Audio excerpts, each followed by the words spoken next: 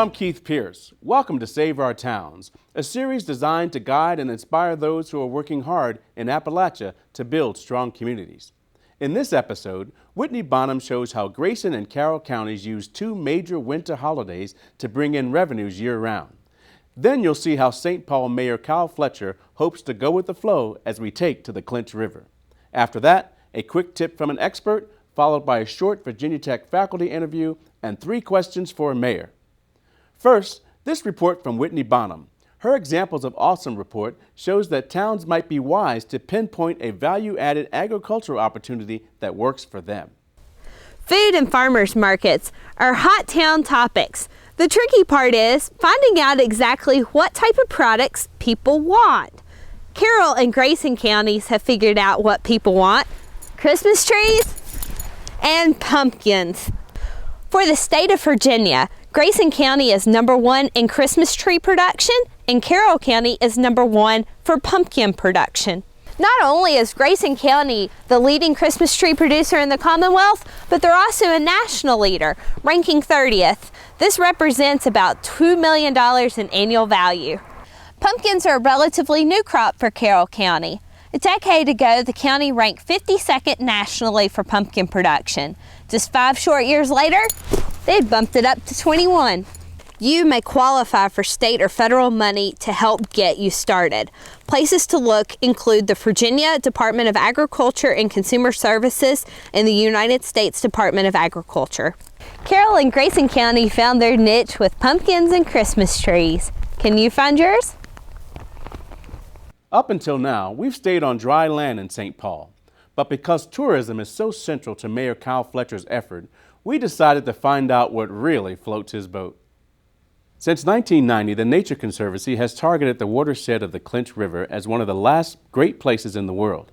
Its ecological importance is trumped only by its beauty. In St. Paul, school children are taught about the river's value. One of those children grew up to start a business.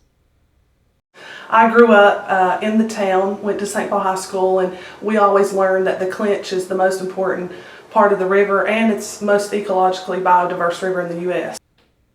The business is a winner of multiple grants and awards, and its customer base has tripled in size in only 2 years.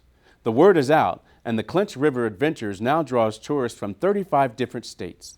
And sometimes we have 50 or 60 waiting in line, not only just to ride the canoes, but they raft. And that's a very pleasant thing to do, just get in the river and ride that raft down there. The river's untapped secrets entrance biologists, but it's tourists that St. Paul is hoping to attract, people intent on recreation and enjoyment. And no matter where you are along the river, especially in the fall right now, you're going to get some good looks at nature in the falling leaves. St. Paul puts a lot of faith in the river that runs through town. But will it be the draw they're looking for? We'll find out as we check back in future episodes. Pumpkins and Christmas trees aren't the only ways to turn crops into cash. This month's quick tip might light up more than just your Christmas tree. It may be money in the bank just for growing things. We have a $10 million loan fund specifically for companies involved in the fresh food industry.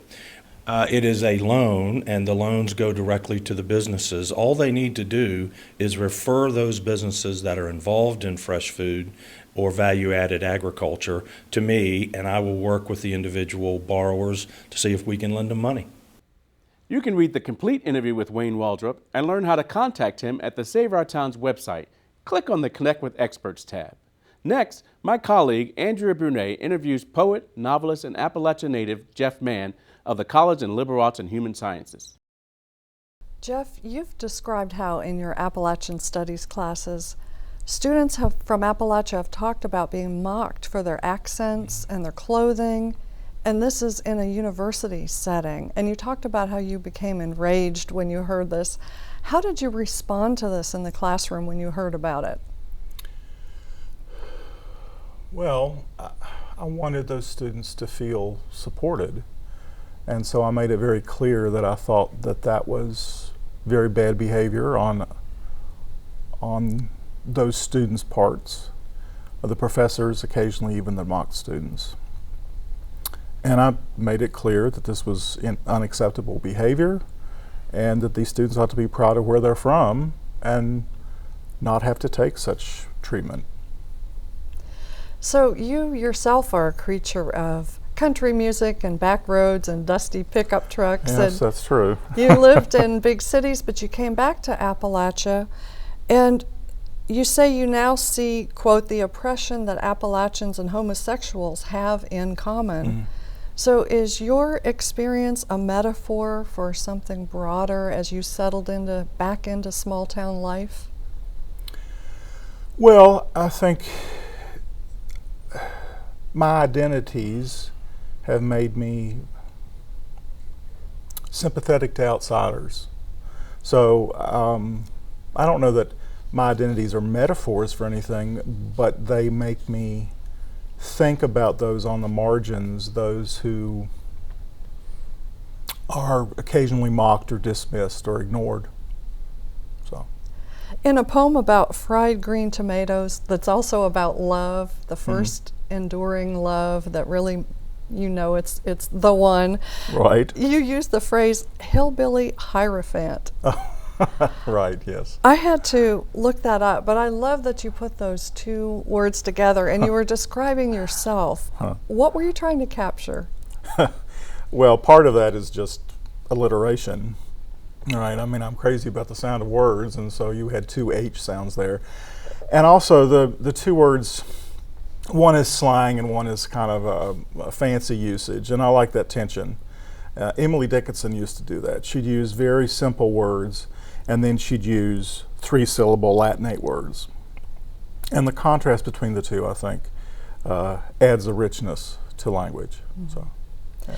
You've written a few poems with titles like Turnip Greens, Dilly Beans. Oh yes, lots of food. And ramps. And ramps, of course, are the West Virginia delicacy. That's a leek-like plant that has kind of a garlicky taste. And I've got the final 6 words of that poem. I'd like you to read those. All right. Ramps remember the wild, asleep beneath our skin. A rich green wild we hungrily take in and taste again. While another Walmart goes up, another well runs dry. Drag lines slice off the breast of another mountaintop. I think those images are just incredible and juxtaposing the sensuality of taste with what you're seeing. And I wanted to ask you, in the context of Save Our Towns and the concept that we're doing with this series, what do you see ahead for small towns that are really looking toward prosperity? Well, I look at my hometown that I came from long ago, Hinton, West Virginia, and I look at the town I live in now, Pulaski, Virginia. They're both very much the same. They're both small mountain towns. I think that they have potentially bright futures, simply because I see young people who are interested in returning to those towns and revitalizing them. And I hope that happens, because small town life has a lot of advantages to it. I certainly would want to live in a city. Yeah. Well, Jeff, thank you for sharing your thoughts with us. Each month, we ask 3 questions of a town manager or a mayor. Mayor Jan White of Richlands has some definite opinions about her town. My name is Jan White, Mayor of Richlands, Virginia.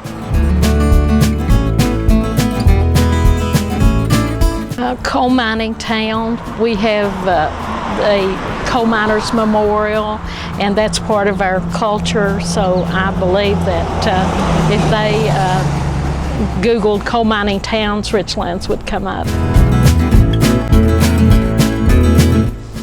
The biggest challenge I think that we face is declining population due to the loss of jobs. As I said earlier, coal mining, we've had several mines to shut down, and young people have left the area. So we need young people to stay in the area to help with new and innovative things, because we obviously can't depend on coal mining. So we're going to have to find other industries to replace that.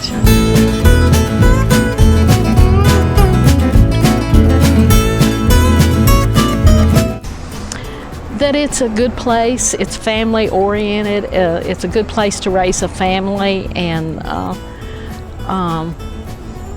to go back and study the history of the town. You look at it, and it's the name itself, Richlands, refers to all the fertile ground. There's a lot of farming going on here, but I would just like for them to know that we're real family oriented and that it would be an excellent place to raise a family.